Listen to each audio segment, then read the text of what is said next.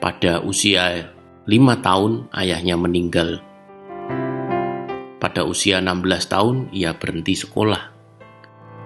Pada usia 17 tahun dia kehilangan pekerjaan. Di antara usia 18 sampai ke 22 tahun ia menjadi kondektur kereta api dan gagal. Setelah itu ia mencoba bergabung dengan tentara dan ternyata gagal juga. Tak berhenti di situ, kemudian ia mendaftar di sekolah hukum dan ia ditolak. Mencoba mencari peruntungan lain dengan menjadi penjual asuransi dan dia gagal lagi. Dan di usia yang ke-19 ia menjadi seorang ayah.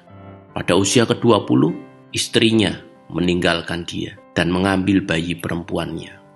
Lalu ia menjadi seorang koki dan mencuci piring di sebuah kafe kecil.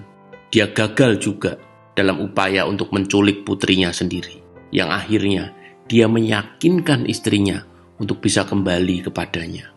Di usia 65, ia pensiun.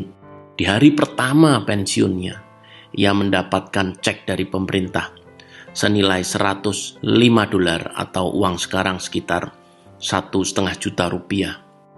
Dengan cek $105 itu, ia merasa bahwa pemerintah tidak dapat mencukupi akan kebutuhan hidupnya. Akhirnya, ia memutuskan untuk bunuh diri karena merasa tidak layak hidup lagi. Dia merasa menjadi seorang yang selalu gagal. Dia duduk di bawah pohon, menulis niatnya untuk bunuh diri. Tapi akhirnya, dia mengurungkan niat itu. Dan sebaliknya, ia menulis sebuah resep masakan. Di sisa usianya, yang sudah senja, ia masih punya kesempatan dan keahlian, yaitu memasak. Singkat cerita, ia meminjam $87 kepada temannya untuk membuat ayam goreng. Lalu ia berjualan dari pintu ke pintu dan awalnya ia ditolak lebih dari 1000 kali dan akhirnya ada satu rumah yang mau membeli masakannya. Ingat, di usia 65 ia sudah menyiapkan niat untuk bunuh diri. Tetapi di usia 88 tahun, Kolonel Sanders menjadi pendiri KFC. Ia menjadi bilioner dari usaha KFC-nya.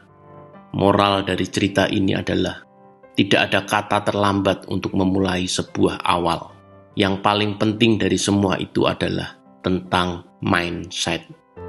Seberat apapun masalahnya, jangan pernah